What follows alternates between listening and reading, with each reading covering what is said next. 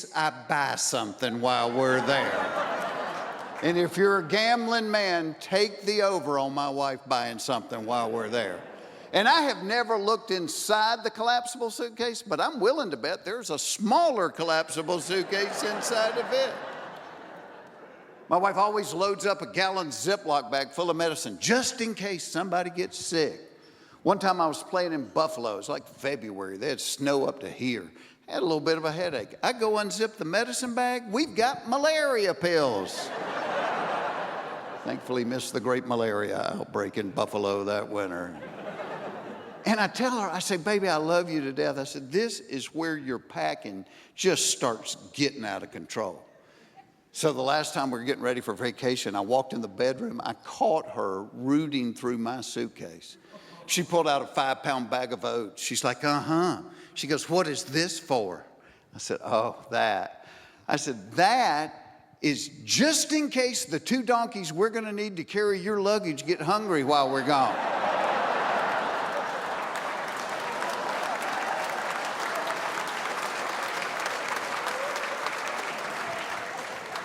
And actually, she packs light for airline travel as opposed to if we're going on vacation in the car.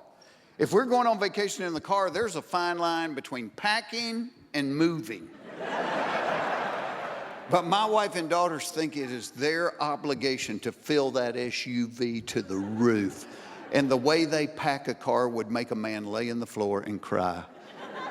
They'll bring out a bag with bread and potato chips, put it on the bottom, then put 3 suitcases on top of it. I'm like, if you want me to live, please let me do this. Because there's an art to packing the car, is there not? My dad taught me, you do suitcase Tetris, flip them, spin them, turn them upside down. When he would get finished, you couldn't get a piece of notebook paper between anything in that vehicle. My dad could get a house full of furniture into the trunk of a Buick. Hold the jack, hand me the piano. I got this son of a gun now. And like my daddy, once I get that car packed, I'm ready to go. Not my wife. Oh no, we can't go yet. The car's packed, why can't we go? Because I got to straighten up the house. Wait, do what? Well, I'm not going to be able to have a good time if I know I'm going to be coming back to a messy house.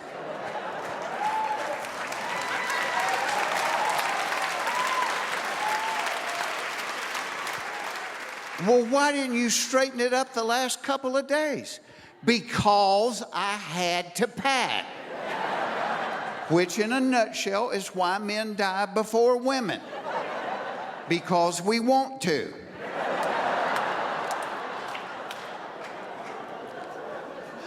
We have been married for 36 years. My wife still, thank you.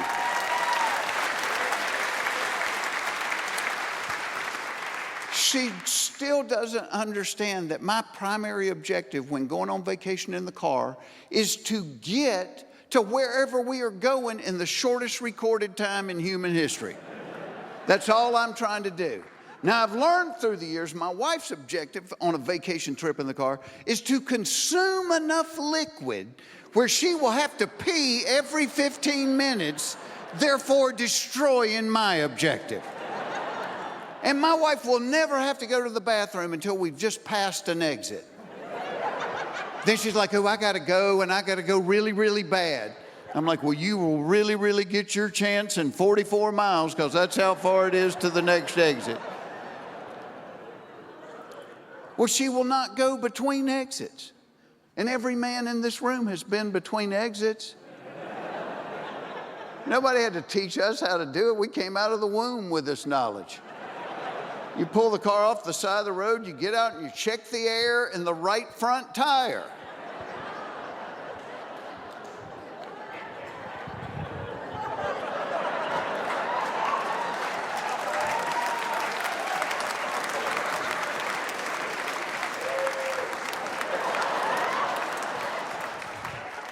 It's that easy, isn't it? And ladies, you could do this. Yes, you could change it from the right front to the right rear tire.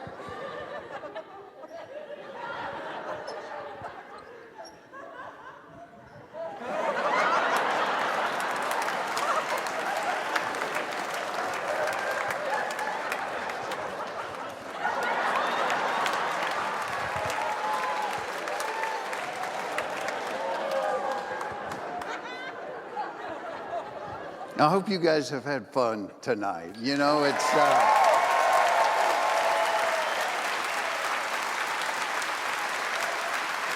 Thanks.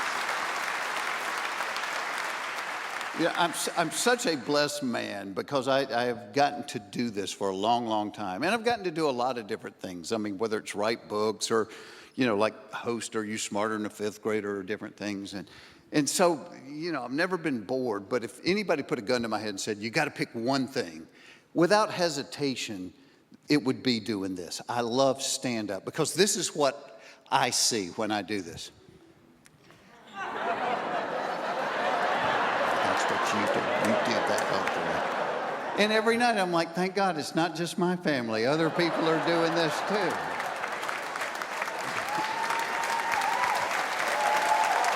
None of us have it figured out. Everybody's family is crazy.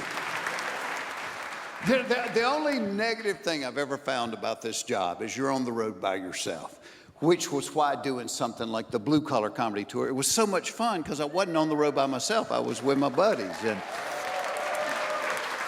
people will always say, oh, I bet y'all have so many funny stories from when y'all are on the road together. And there's a ton of them. And I'm not going to tell one on the other guys because they're not here to give their side of it and, you know, make it twice as funny. But I will tell you one funny road story about me that we can leave on tonight. So not the summer of 2020, the summer of 2019, I was doing a bunch of summer dates with Larry the Cable Guy. And in the summer, you get used, get her done, yeah. So when you do shows in the summer, you get used to being hot because it's usually, you know, festivals or fairs or amphitheaters. We did a music festival in Phoenix. It was 112 degrees the day we did it. And the promoter's trying to make us feel good. He's like, come on, y'all, it's a dry heat. I'm like, so is the electric chair. It's 112. Yeah. But Larry and I did this show one night, and it was in the South, and I'm not going to tell you the name of the city because somebody's probably talented enough to go online and find a security camera that could verify this. But it wasn't just hot, it was humid. And you can see, I don't sweat very much, but this night, 10 minutes into the show, I am dripping. I mean, it's just dripping off my nose. 30 minutes into the show, I look like I'm in a wet t-shirt contest. I mean, like somebody sprayed me with a fire hose. I don't think I've ever sweated that much in one night. So when the show was over, you know, I immediately go back to my dressing room and start guzzling Gatorade and water, trying to rehydrate. And we hardly ever eat before a show because it kind of makes you sluggish, so we're always hungry when the show is over. So I'm in my dressing room chugging the Gatorade, and I hear Larry the Cable Guy coming down the hall. Well, he swings into my doorway, and he's like, hey, let's go eat. And Larry says this a lot. And I usually go because it's fun to watch Larry eat. I mean, he can go. But you know how you get when you get too hot? You don't feel like doing anything. And I said, dude, I got too hot tonight. I'm not hungry. I said, I think I'm just going to go back to the hotel and go to bed. He's like, are you kidding me? He goes, I cannot wait until you ask me to do something for you. Like, what are you, 9 years old? This isn't personal. I got too hot. And so I got in the van. They took me back to the hotel. And anybody that makes their living on the road, you know, you have your little routine. Like, I always like it really dark in a room, so I'll turn the lights down low. I like it cool. I'll turn the thermostat down. But every day you're changing cities, and every hotel room's a little bit different. And so one of my tricks is I'll always turn the lights on in the bathroom, and I'll shut the door. But that way, if I have to get up in the middle of the night, at least I can orient to, you know, what this particular hotel room is like. And I usually sleep in my underwear, but this night they're soaking wet. And I told you I only packed 3 pair, you know, so. And I'm like, I'm not sleeping in wet underwear, so I peel them off, and I flop in the bed naked, and I'm out. Well, I wake up about 1:30 in the morning, and I really, really, really, really have to pee. Any guy over 40 knows what I'm talking about. You have to pee too much to go back to sleep. There's no way you're going back to sleep. But you don't really want to wake up. You just want to go get this act over with and get back in the bed. So I get up and got my eyes about half open. I see the light and I walk in there. Well, as soon as the door closes, I realize I'm in the hall.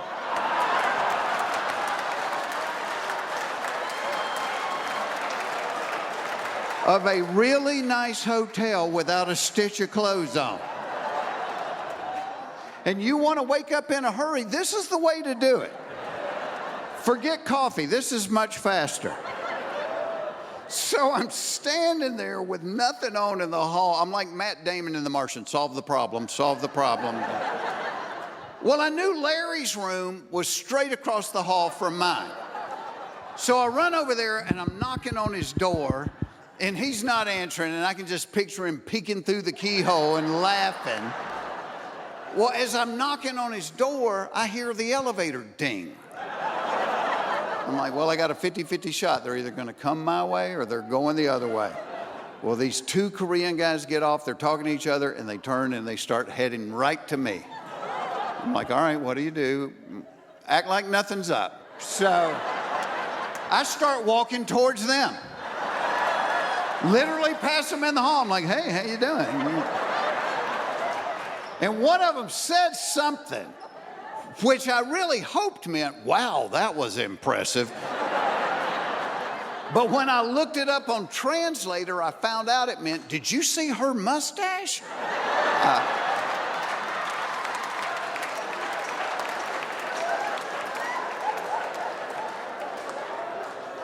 So I knew I couldn't get on the elevators. I know elevators have cameras on them. I don't want to get on the elevators. And I'm like, what the heck do I do? Well, I saw like the exit sign over the door for the stairwell. And I'm like, at least get out of the lighted hallway into the stairwell and then try to come up with a plan. And I'm hoping as I'm running down the hall that there'll be a trash can there with a trash bag that I can pull out and wear like a sundress, or something. So I get into the stairwell and there's no trash can. And I'm trying to think my way through what to do. And I noticed there's a couple of empty beer cans on the floor. Well, the reason I got up in the first place was I had to pee. I have no idea how long I'm going to be in this stairwell. And I'm not proud of this, but I picked those beer cans up and I peed in them and put them back. I feel terrible about it because I know somewhere down the road somebody's going to have to clean them up. But it was old Milwaukee, and I figure they'll pick them up and go, yeah, that's old Milwaukee, all right. So,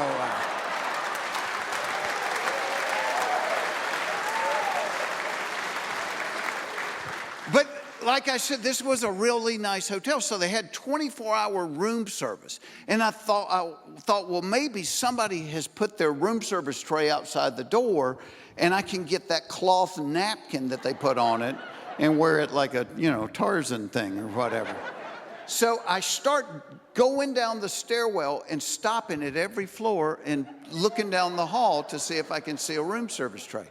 And I get down about 2 or 3 floors, and I don't see a room service tray, but I see 2 pizza boxes outside somebody's room. Well, at this point, they look like a tuxedo to me. So I run down the hall, pick up the pizza boxes. I go back to the stairwell, and I go down the last couple of floors and never do find a room service tray. But by now, it's really late. It's like 2 in the morning. And from the lobby level, I can crack the door open. I can see almost the entire lobby. I don't see anybody. I don't hear anybody talking. I think, all right, be brave for 20 seconds.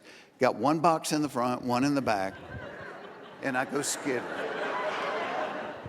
I go up to the desk. There's this woman working there, and as I approach, she looks up and she goes,